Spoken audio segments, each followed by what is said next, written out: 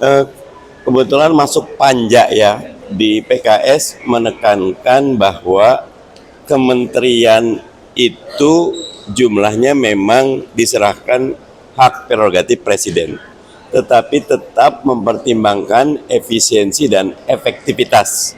Kalau saya pribadi bahkan menekankan ikut kepada reformasi birokrasi yang artinya miskin struktur kayak fungsi.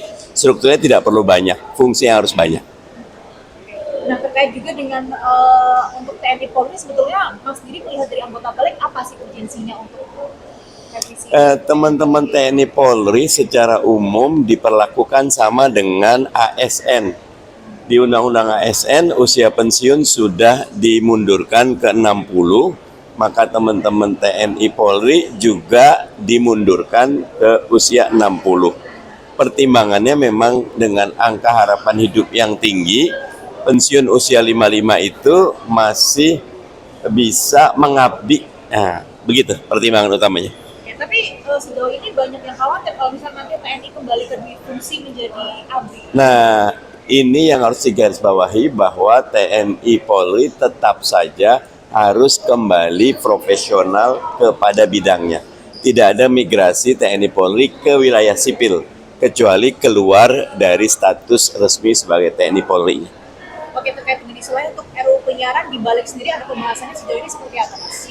RUU penyiaran nggak terlalu ngikutin saya. Yang justru kami agak kaget ketika ada pelarangan jurnalisme investigatif. Padahal itu mestinya merupakan bagian yang diberikan kebebasan bagi media untuk mengembangkan kapasitasnya dalam rangka check and balance.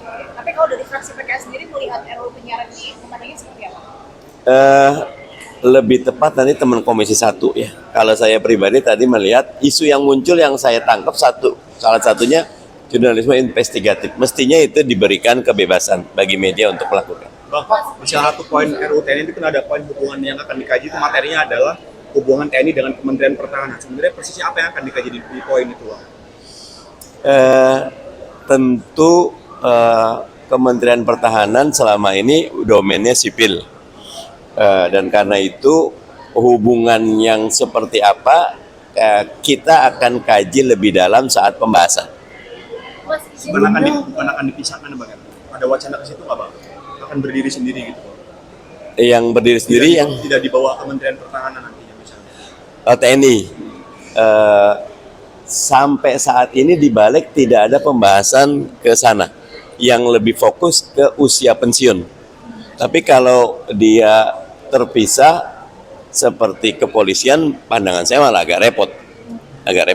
Mas, Pak, soal isu lain, gimana tanggapannya soal salah satu caleg PKS yang terlibat kasus narkoba dan bagaimana follow up dari PKS sendiri? Yang ini kontak Mabrur, saya nggak terlalu ngikutin. Mabrur Ketua Humas PKS siap menjawab. Saya kasih nomornya. Pak, yang soal RUU TNI itu ada ini nggak Pak? Soal pembahasan tentang perluasan kewenangan TNI yang nggak cuma sekedar jadi alat pertahanan tapi juga alat keamanan gitu Pak? Nggak ada. Tetap saja domain pertahanan di TNI dan domain keamanan di kepolisian. Tidak boleh ada migrasi. Kalau penambahan ini posisi jabatan sipil yang boleh diemban oleh Di Undang-Undang ASN tetap dibuat justru mutual relationship, artinya sipil dibatasi sekali jumlah TNI Polri yang ke sipil atau sipil yang ke TNI Polri dibatasi. tapi ada penambahan jumlah ke 18.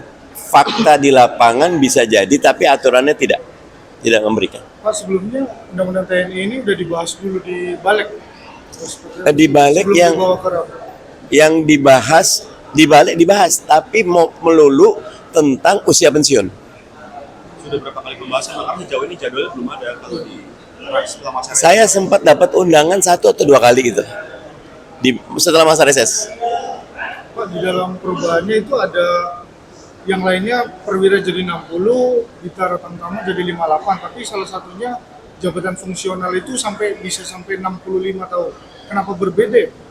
Ya kalau fungsional mungkin teman-teman TNI Polri melihat pos-posnya banyak yang masih harus diisi. Tapi saya juga melihat bahwa intinya ini usia pensiun yang buat Bintara itu yang kita perhatikan. Nggak Yang- ganggu regenerasi itu, yang jabatan fungsional 65. Itu jadi catatan. Jadi catatan. Mestinya regenerasi tidak terganggu. Kasih ya. Jadi institusi pemerintahan itu akan terganggu sama undang-undang ASN itu masih terhambat itu. Undang-undang ASN tetap membatasi migrasi dari TNI Polri ke wilayah sipil. Kebetulan saya di Panja, kita betul-betul kawal itu. Kan soal Tanggapannya. pada Sumut ini PKS sudah mengambil sikap. Kayaknya belum ya. Yang masih pembuka pendaftaran dan sedang diteliti dengan seksama. Jadi belum ada kesepakatan untuk masuk ke Bobi ataupun ke Dirmayadi. Belum kayaknya. Belum. Setahu saya belum. Mas, tanggapannya terkait peristiwa anggota Densus 88 yang menuntut Jampitsus dan adakah rekomendasi dari pimpinan terkait hal ini? Kalau bab ini mesti dituntaskan. Jangan sampai ada case close tapi tidak jelas. Karena ini satu presiden yang buruk di mana penegakan hukum mestinya dilakukan dengan transparan dan lugas. Jangan sampai ada penyelesaian di balik layar. Apakah menurut Mas sendiri perlu ada penyidikan khusus? Nanti teman Komisi 3 yang diharapkan mampu untuk menuntaskannya. Kasih semua.